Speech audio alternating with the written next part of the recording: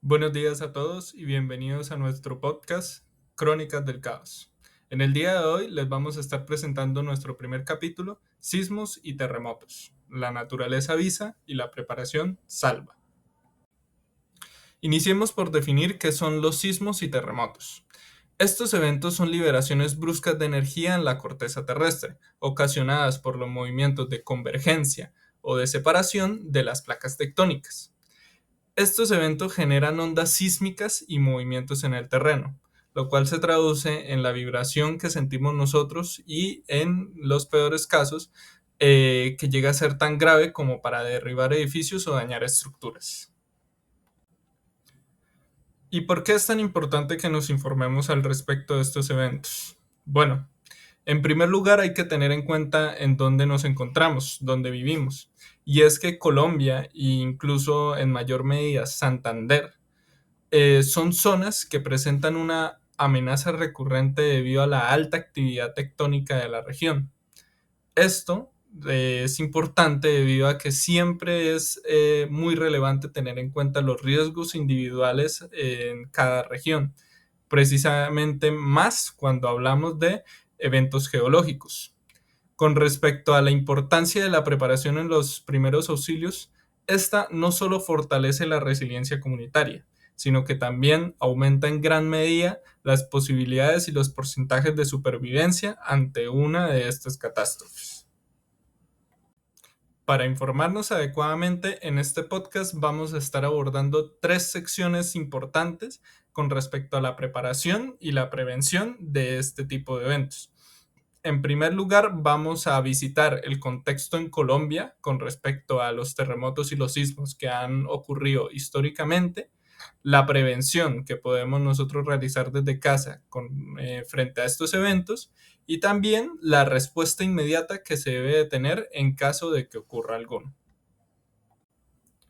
Y es que, como se los comentaba en un inicio, Colombia es un país que ha tenido un amplio historial de sismos de gran impacto que han presentado consecuencias como miles de heridos, cientos de muertos, grandes pérdidas en viviendas y en patrimonio.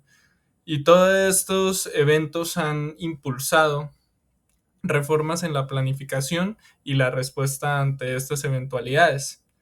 Unas de estas campañas han sido la prevención ante los terremotos en los hogares, en los que se les ha incentivado a la población a tomar medidas que les permitan prepararse de mejor manera para estos eventos, como lo puede ser asegurar los muebles, identificar zonas de seguridad dentro de la vivienda, contar con un botiquín de emergencias o participar de simulacros periódicos.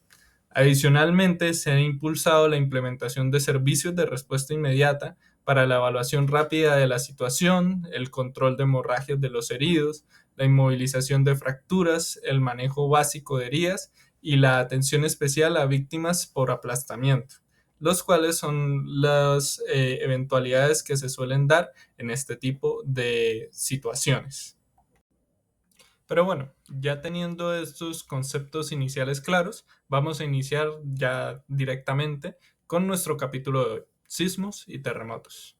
Tenemos como reto del capítulo de hoy, en forma general, analizar el fenómeno de los terremotos desde sus causas, historia y consecuencias, pues con el propósito de sensibilizar a los participantes sobre su impacto y fortalecer así la adopción de medidas de prevención y respuesta que fortalezcan pues la seguridad tanto individual como colectiva. Ya en forma más específica, entonces tenemos que describir las principales causas y antecedentes históricos de los terremotos para comprender su origen y magnitud, analizar las consecuencias sociales, económicas y ambientales que generan los terremotos en las comunidades pues, afectadas y por último promover acciones de prevención y respuestas antes, durante y después de un sismo. Entonces, como dato del día, tenemos que durante el año 2024 y el primer semestre del 2025, Colombia presentó una notable actividad sísmica caracterizada principalmente por eventos de baja magnitud. Aunque pues la mayoría no generaron daños significativos, su registro pues resulta fundamental para el monitoreo y el análisis de riesgo sísmico y volcánico en el país. En el 2024 se contabilizaron 29.493 sismos, concentrados principalmente en los departamentos del Valle del Cauca, Santander, La Guajira y Nariño, donde pues se identificaron varias secuencias de interés para el seguimiento de las amenazas naturales.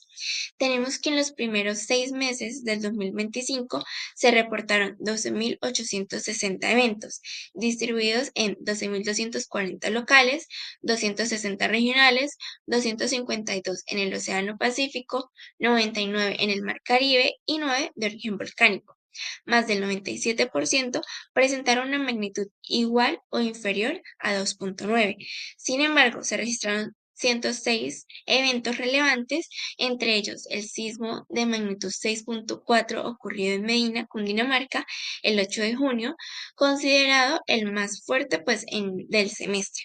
También se reportaron movimientos de magnitud 5.6 y 5.3 en el Pacífico, de 5.2 a 5 en el Caribe y varios entre 4 a 4.9 en lo que fueron la región de Santander, Chocó y Cauca. Entonces, en el mayor como zona de actividad se incluyeron Santander, específicamente Los Santos y Zapatoca, el Pacífico, el Caribe, la frontera con Venezuela y Cundinamarca.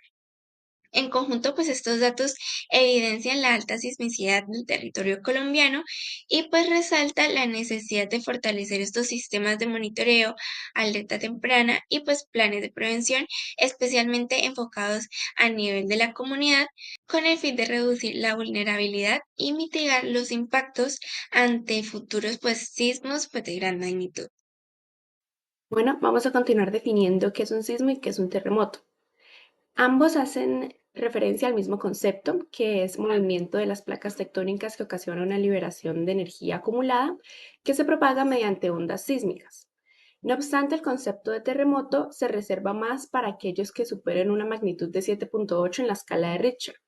Hablando de esta escala, la escala de Richter es aquella que mide la amplitud de dichas ondas sísmicas. No obstante, no es la única que existe para realizar estas mediciones.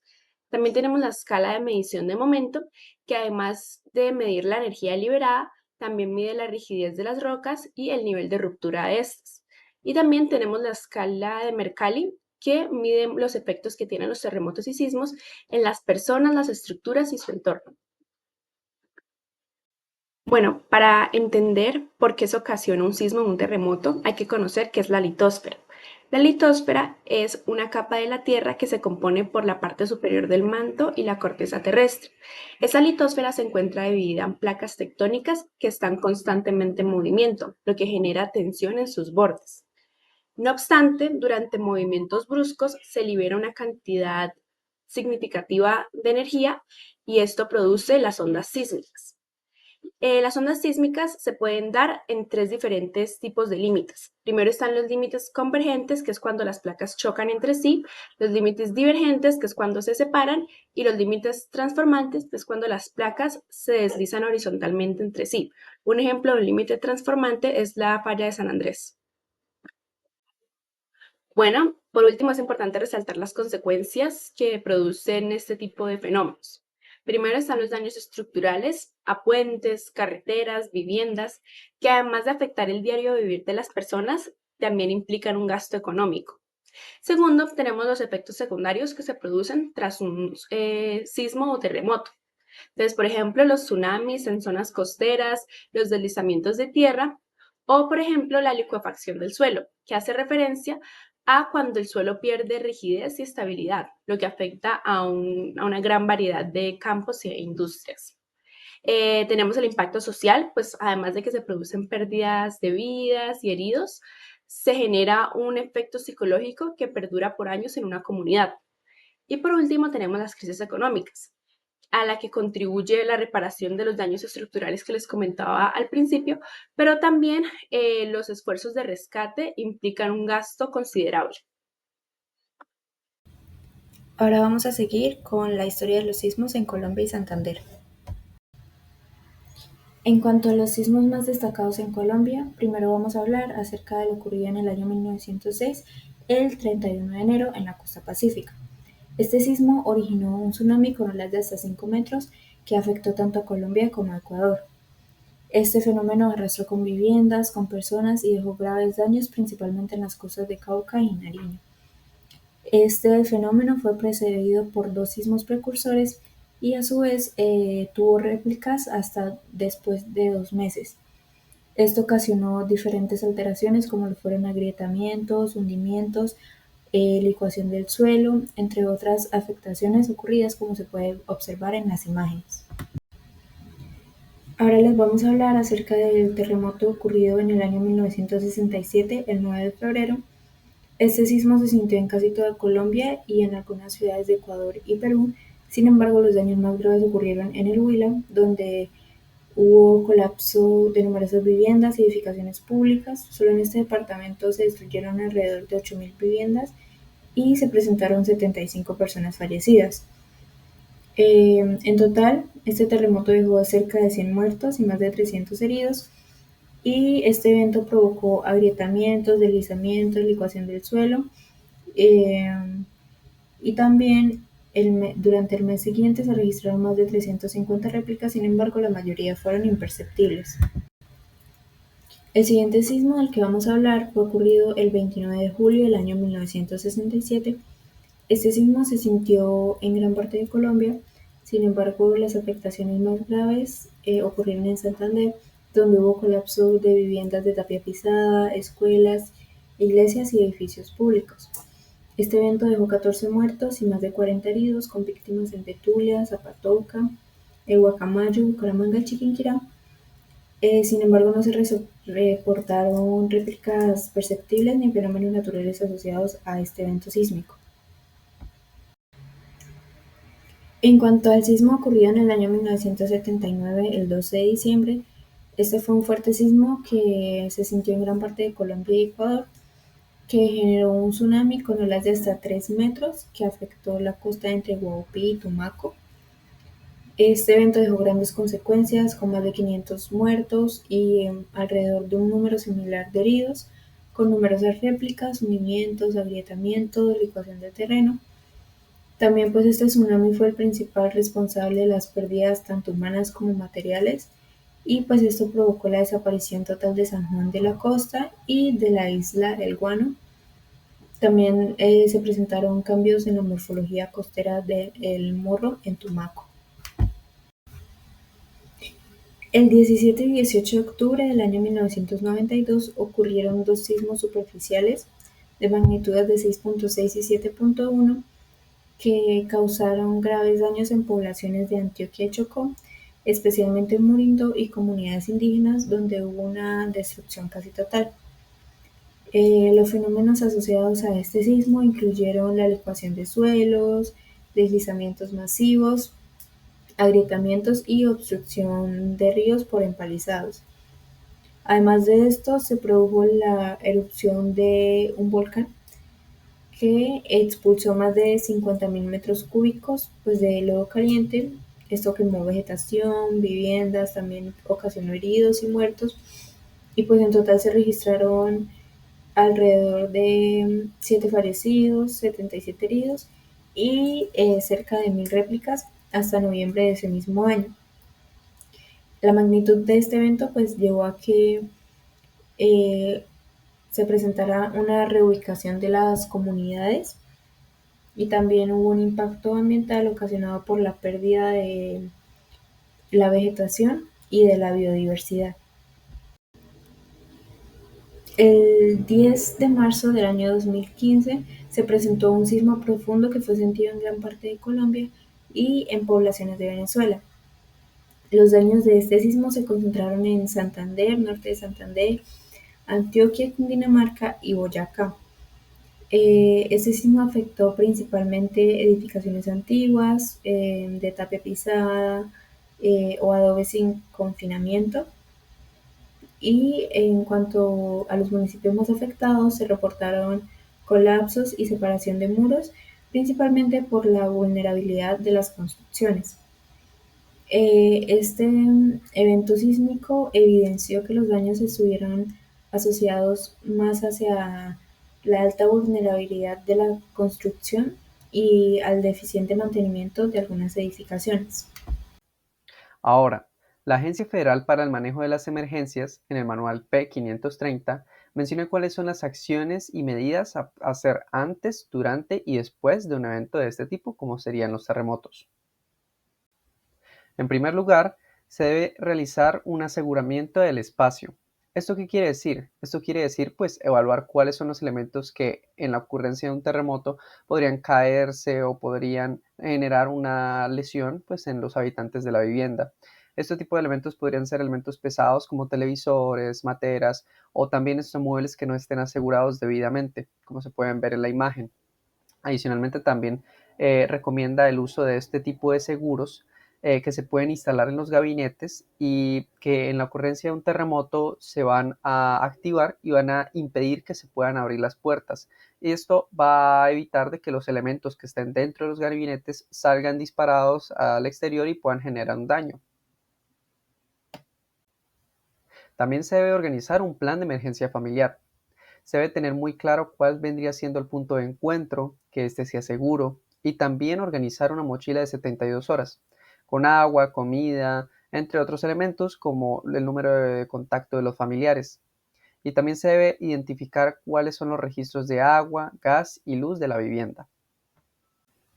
Adicionalmente, también es importante, dado que está la posibilidad de que tengamos que regresar de la ocasión a nuestro hogar, organizar suministros para desastres, como vendría siendo comida no perecedera, también agua suficiente para toda la familia y en dado caso también pastillas potabilizadoras, entre otros elementos que sean importantes. Por otro lado, también los integrantes del sistema de salud deben conocer los mecanismos y herramientas que se tienen para prevenir este tipo de desastres, como vendría siendo el Índice de Seguridad Hospitalaria, establecido por el Ministerio de Salud.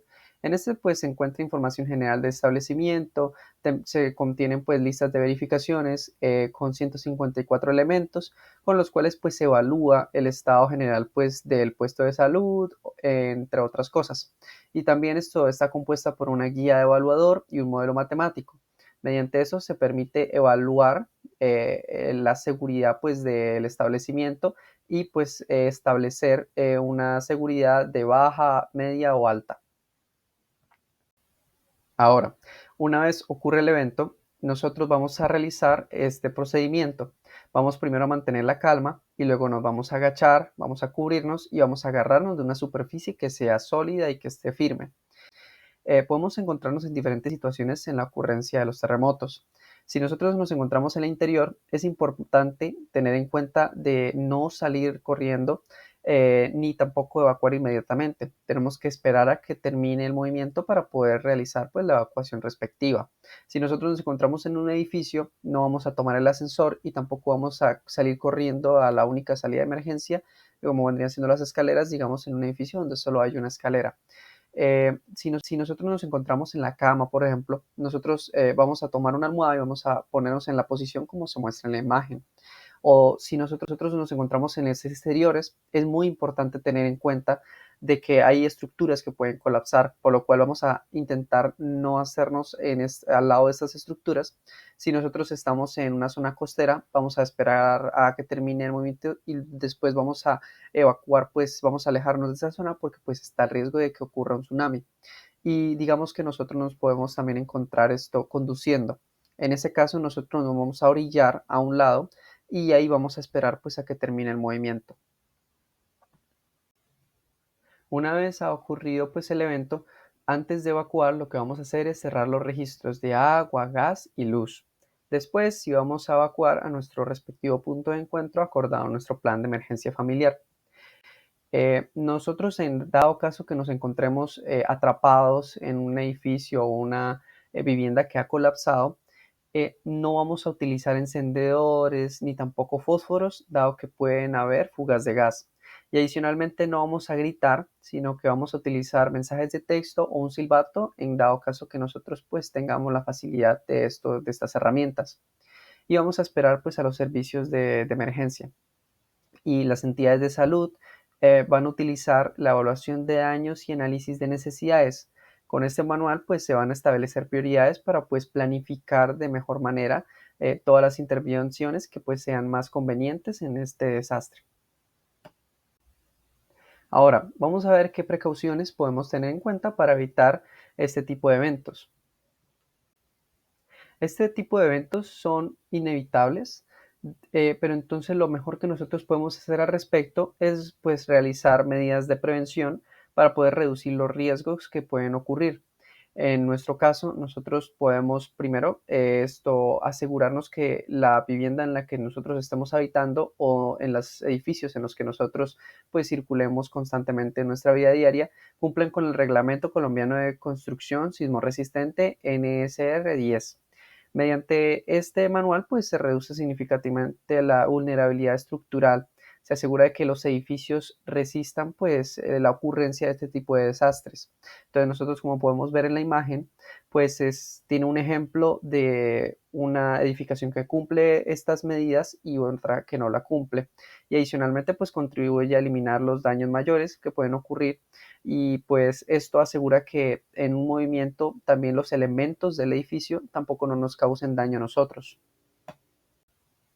Por otro lado, también pues se debe realizar un mantenimiento continuo a la edificación y en dado caso de ser posible, pues se debe adicionar pues refuerzos antisísmicos retrofit, que es lo que se muestra en la imagen. Son como unas vigas que pues irían transversalmente de lado a lado y estas permitirían asegurar una mayor resistencia de la edificación para pues evitar un posible colapso. Finalmente, nosotros también podemos prevenir pues conociendo cuáles son los mecanismos de alerta temprana con los que se cuentan, estando informado de, digamos, si nosotros tenemos entidades que emitan este tipo de alertas y cuáles pues podrían ser los riesgos específicos de nuestro entorno, si nuestra región tiene varias fallas o si nosotros también estamos en riesgo de tsunamis. Por último, en las conclusiones tenemos que los terremotos son fenómenos naturales altamente destructivos con impactos humanos, económicos y ambientales. También que Colombia es un país con alta sismicidad, lo que exige fortalecer la prevención y la respuesta ante sismos. Es importante comprender las causas, las mediciones y efectos de los terremotos, lo que va a permitir reducir la vulnerabilidad de las comunidades y debe haber una preparación antes, durante y después de un sismo para proteger vidas y bienes. También algunas acciones clave para los sismos son los planes familiares, los simulacros. Es importante contar con kits de emergencias y hacer una revisión de la seguridad estructural de las viviendas. También pues un sistema de salud fortalecido, mejora la respuesta rápida y coordinada ante emergencias y promover la educación y la cultura de la prevención es fundamental para crear una comunidad segura y resiliente.